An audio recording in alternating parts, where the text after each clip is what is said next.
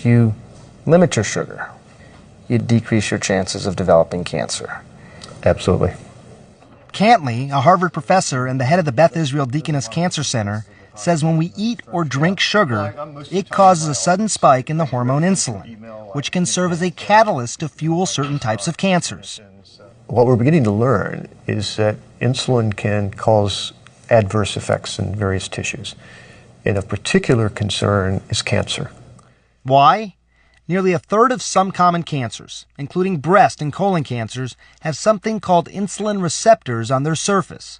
Insulin binds to these receptors and signals the tumor to start consuming glucose. So this is your body eating... Every cell in our body needs glucose to survive. But the trouble is, these cancer cells also use it to grow. So if you happen to have a tumor that has insulin receptors on it, then it will get stimulated to take up the glucose that's in the bloodstream. So rather than going into the fat or the muscle, the glucose now goes into the tumor, and the tumor uses it to grow.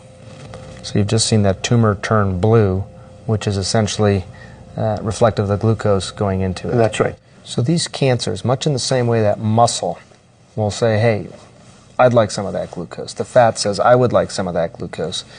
The cancers have learned how to do this themselves as well? Yes, so they have evolved the ability to hijack that flow of glucose that's going by in the bloodstream into the tumor itself.